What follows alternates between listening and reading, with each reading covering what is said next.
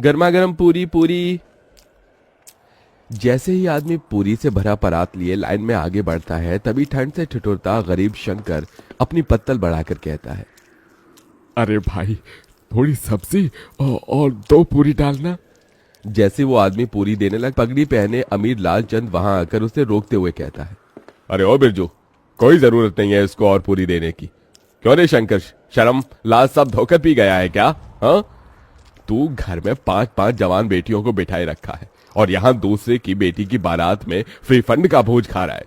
अरे तेरी सबसे बड़ी बेटी सुधा की जोड़ी की लड़कियां ब्याह करके कब की ससुराल चली गईं और बच्चों की मां बन गईं। तू कब ब्याहेगा अपनी बेटियां? अगर उनको ब्याहना तेरे बस में नहीं था तो 5-5 बेटियों को पैदा ही क्यों किया? मेरे माथे की पगड़ी देख रहा है, बड़े भाग से यह मौका मिलता है एक बाप के ब्याह में पगड़ी पहनने का, समझा? लालचंद जानबूझकर पूरे समाज के बीच एक ओर तो अपनी अमीरी का बखान, तो वहीं दूसरी तरफ शंकर की गरीबी की हंसी उड़ा रहा था, जिससे शंकर सबके बीच बहुत शर्मसार होता है और अपनी वहां से घर लौट आता है, जहां एक टूटे फूटे माटी के घर में उसकी बूढ़ी पत्नी जानकी और 5 बेटी सुधा, गहना, कविता, चंदा, राधा उस ठंड में भी एक दिए और जूते के लेस बना रही थी। माँ, मेरा हाथ। तू ठीक तो है राधा? दिखा मुझे अपना हाथ। हे भगवान, तेरा तो हाथ जल गया।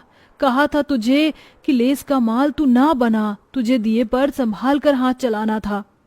पहले ही अपने घर के दुख भरी परिस्थितियों को बाहर से ही देखकर शंकर अपनी आंखों से आंसू पोंछकर मुस्कुराते हुए अंदर आता है। अरे क्या कर रही हैं बाबा की 5 बेटियां? अरे बाबा, आप आ गए। हे भगवान, आप तो ठंड से कांप रही हैं। मैं आपके लिए आग जला देती हूँ। कितनी बार कहा है आपको कि एक स्वेटर अपने लिए खरीद लीजिए, बाहर कितनी ठंड गिर रही है और आपका बुढ़ापे का भी शरीर है। तभी दुखमन से शंकर ने कहा, चिंता मत कर मेरी लाडो, तुम 5 को ब्याहने से पहले नहीं मरूंगा। जब तक तुम 5 की विदाई नहीं हो जाती, मेरे प्राणों को भी कहाँ मुक्ति मिलेगी। एक बार तुम 5 की विदाई कर दूं, फिर चाहे मेरी मिट्टी उठ जाए। ये सुनकर गरीब शंकर की 5 बेटियों की आंखों आंसुओं से भर जाती हैं। भगवान के लिए फिर कभी अपने मुंह से ऐसी बात मत निकालना बाबूजी। आपके सिवा माँ और हम 5 का इस दुनिया में है ही कौन? तभी जानकी खाना परोसती है और शंकर अपने हाथों से अपनी 5 बेटियों को खिलाता है। शंकर के पास धन दौलत नहीं थी, मगर वो दिलदार आदमी था। शंकर को हमेशा अपनी 5 बेटियों की शादी और उनकी विदाई की ही चिंता लगी रहती, क्योंकि कोई भी उसे रिश्ता नहीं जोड़ना चाहता था। और कई दफा रिश्ते वाले देखने भी आते तो उसका गरीब घर द्वार देखकर चौखट से ही लौट जाते। ऐसे ही दिन। जानकी, कल सुधा चंदा को लड़के वाले देखने आ रहे हैं, उन्हें तैयार कर देना। मेरे एक मित्र हैं, उन्होंने ही ये रिश्ता बताया है। ईश्वर करे कि बात बन जाए तो इन दोनों के हाथ जल्दी पीले कर दूंगा। धीरे धीरे करके ही तो अपनी बेटियों का भार उतार पाऊंगा। अगले दिन रमा देवी शंकर की बेटियों को देखने आती है। आइए आइए बहन जी, आपका ही इंतजार था, यहाँ बैठिए। अरे जानकी बिटिया, उसको ले आना। सुधा और चंदा एक बड़ी ही पुरानी सी बनारसी साड़ी में सादगी के साथ आती है और चाय नाश्ता परोसती है। तभी रमा देवी कहती है, देखो भाई साहब, बेटियां तो मुझे आपकी दोनों ही पसंद है, मगर दहेज भी लगेगा। मेरा एक बेटा बैंक में भले ही चपरासी है मगर सरकारी है, और दूसरा बेटा सरकारी नौकरी की तैयारी कर रहा है। दोनों का ज्यादा नहीं तो 10 लाख दे दीजिए। दहेज की बड़ी रकम सुनकर गरीब शंकर चिंता में आ जाता है। माफ कीजिएगा बहन जी, मैं इतना तो नहीं दे पाऊंगा। एक बेटी होती तो जोड़ जाड़ कर कहीं से भी पैसे भी दे देता, मगर मेरी 2 बेटियों के बाद 3 बेटी और हैं ब्याहने को। मगर ये इस गरीब पिता की जुबान है, मुझसे जितना बन पड़ेगा मैं दूंगा। मैं दोनों के लिए 5 लाख तक दहेज दे दूंगा, और फिर बारात का खर्चा भी तो देखना है। रमा रिश्ता पक्का कर देती है। उसके जाने के बाद चिंता से भरी जानकी ने कहा, अजी 5 लाख रुपए कहाँ से लाकर देंगे आप, कुछ सोचा है? अरे खेत बेच दूंगा जानकी, 4-5 लाख रुपए तो मिल जाएंगे। कम से कम मेरी 2 बेटियों की विदाई तो हो जाएगी। लेकिन बाबा, खेत बेच दोगे तो खेती कहाँ करोगे? मजदूरी कर लूंगा। वैसे भी गरीब लोग लेबर माटी में लगे हुए हैं। बस तुम 5 अपने घर द्वार चली जाओ। बेटी की विदाई के लिए मजबूर होकर शंकर अपना खेत बेच देता है, जिसके बदले उसे केवल 2 लाख ही मिलते हैं। पैसे कम पड़ने पर वो अपना घर भी गिरवी रखकर दहेज और बारात का सारा इंतजाम करता है। रमा बारात लेके आती तो है। सभी बाराती ठंड के गर्म कोट, जैकेट, स्वेटर पहने आते हैं, तो वहीं गरीब शंकर धोती और पतले पुराने से कुर्ते जो कि जगह जगह से फटा होता है उसमें ठिठुरता हुआ हाथ जोड़े बारातियों का स्वागत करता है। मगर एकदम से रमा की शर्त पलट जाती है। अरे रमा जी, आपने मुझे वचन दिया था, आप ऐसे कैसे बात से मुकर रही हैं?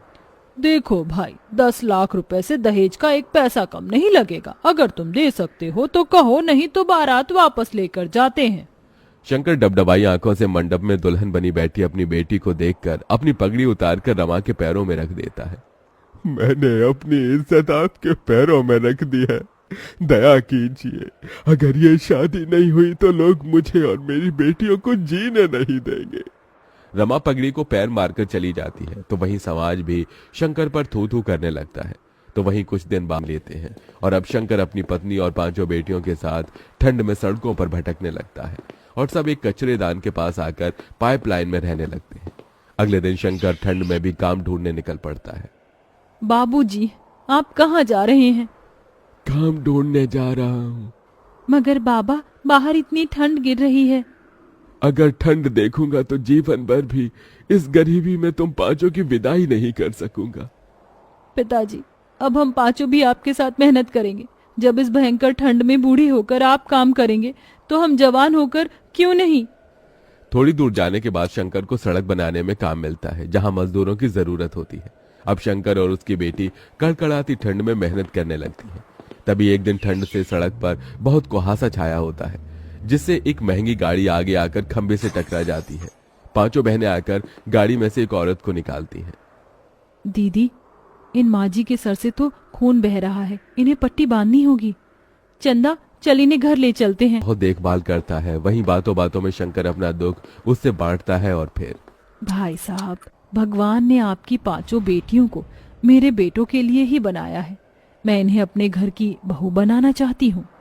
ये सुनकर शंकर की आंखों से खुशी के आंसू छलक पड़े। बहन जी, मैंने कभी सपने में भी नहीं सोचा था कि मेरी 5 बेटियों का रिश्ता इतने बड़े घर द्वार में लगेगा। बहुत ही ऊंचा भाग्य है तुम्हारा मेरी बच्चियों, जो अंजना जी ने तुम 5 को पसंद किया है। मगर मुझ गरीब के पास देने को दहेज नहीं बहन जी। मेरी 5 बेटियां ही मेरे जीवन भर। बस अपनी बेटियों को एक जोड़े में विदा कर दीजिए, मुझे और कुछ नहीं चाहिए।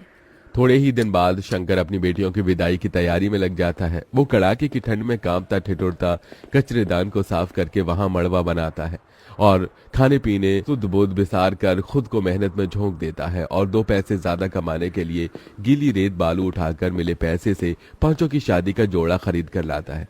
शादी का दिन आ जाता है। बड़े धूमधाम से अंजना बारात लेकर आती है। आंखों में आंसू भरकर शंकर कहता है, देखो जानकी, हमारी 5 बेटियों की बारात आई है, आज उनकी विदाई है। आपने अपने पिता होने का फर्ज पूरा किया जी। इसके बाद जानकी और शंकर उन 5 का कन्यादान कर देते हैं और विदाई का पल आ जाता है। तभी, ये लो मेरी बच्चियों, ये चावल पीछे को फेंक कर आगे बढ़ो। एक एक पैर बढ़ाती हुई 5 चावल पीछे जानकी की झोली में गिराती हैं और फिर अपने पिता के गले लगकर फूट फूट कर रोती हैं।